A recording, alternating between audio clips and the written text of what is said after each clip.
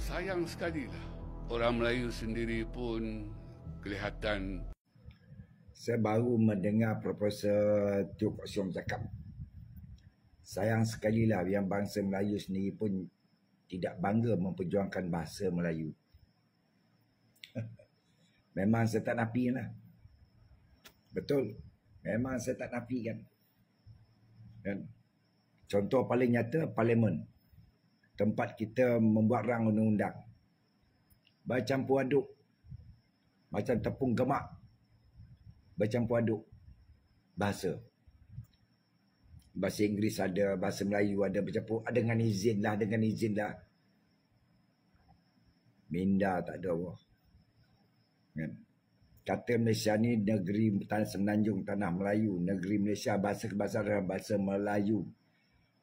Bahasa Malaysia adalah bahasa Melayu. Tetapi apa sudah jadi? Terima kasihlah Prof. Saya sebagai orang Melayu mengucapkan terima kasih banyak-banyak kerana memperjuangkan bahasa Melayu. Tapi sayangnya jarang mendapat sambutan daripada bangsa-bangsa yang lain. Khususnya bangsa Melayu sendiri kurang bersama memperjuangkan bahasa kebangsaan, bahasa Melayu. Tu yang menteri-menteri tu. Parlimen yang buat rang undang-undang. Cuba kita tengok dia di persidangan Parlimen. Baik speaker, baik timbalan Perdana Menteri, baik menteri, baik Perdana Menteri, baik ahli-ahli Parlimen yang lain, semuanya bangga bercakap macam rojak. Macam pasembur. Ingat hebat ke? Tapi bodoh sebenarnya. Mereka memperbodohkan diri mereka sendiri dan memperbodohkan Malaysia ini. Kerana tidak memperjuangkan bahasa kebangsaan. Cuba kita tengok di Indonesia. Memperjuangkan sungguh-sungguh bahasa Indonesia. Thailand, Vietnam, China, Jepun, Korea, Spanyol, French, Arab. Semua memperjuangkan bahasa mereka. Kita yang di Malaysia malu. Konon-konon tak ada bahasa nak disebut, terpaksa sebut dalam bahasa Inggeris. Siapa kata? Tempat buat rang undang-undang tidak boleh membuat satu undang-undang mewajibkan semua surat-surat perjanjian, surat pengisytiharan, surat pinjaman bank, surat apa di dalam bahasa Melayu. Sampai tak boleh nak buat rang undang-undang tersebut konon-kononnya tiada bahasa sesuai undang-undang dalam bahasa Melayu. Siapa cakap? Kurun ke-16 bahasa Melayu adalah bahasa pengantar dunia. Kan?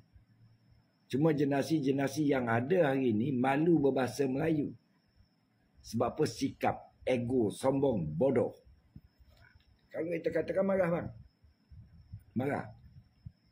Termasuklah di Parlimen. Apatah lagi ketika diwawancara oleh sidang akhbar dalam TV. Oh konon bercampur. I think macam ni because malu nak bercakap bahasa Melayu sepenuhnya. Saya ingat saya lah pemimpin politik bercakap bahasa Melayu sepenuhnya kalau Melayu ni rais yatim lah. PMX kita dulu seorang pejuang bahasa kebangsaan. Mana dia? Tak ada benda lah.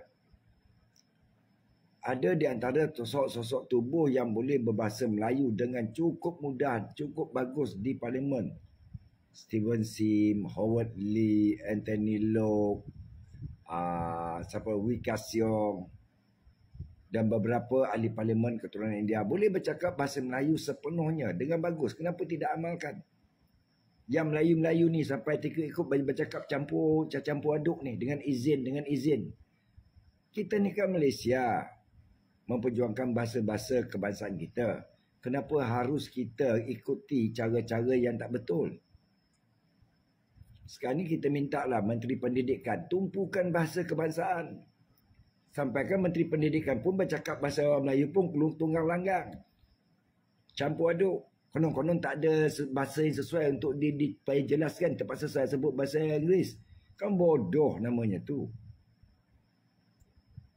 Sampai Profesor Teo ditekan oleh bangsa mereka sendiri. Bangsa dia. Supaya kerana memperjuangkan bahasa Melayu. Menunjukkan kebenaran yang orang Cina ini kurang mengiktiraf bahasa Melayu. yang golongan-golongan yang tertentu lah, bukan ke semua Cina tak. Golongan-golongan yang parti politik yang terlampau azab ni, yang ekstrim sangat ni. Kan? Ini sebab dia. Ini punca dia sebab apa? Parlimen tempat rang undang-undang dibuat tidak mendasarkan bagaimana untuk memperjuangkan bahasa Melayu. 70 tahun dah kita merdeka tetapi bahasa Melayu masih duduk kelas yang kedua. Kan kita katakan marah. Kan?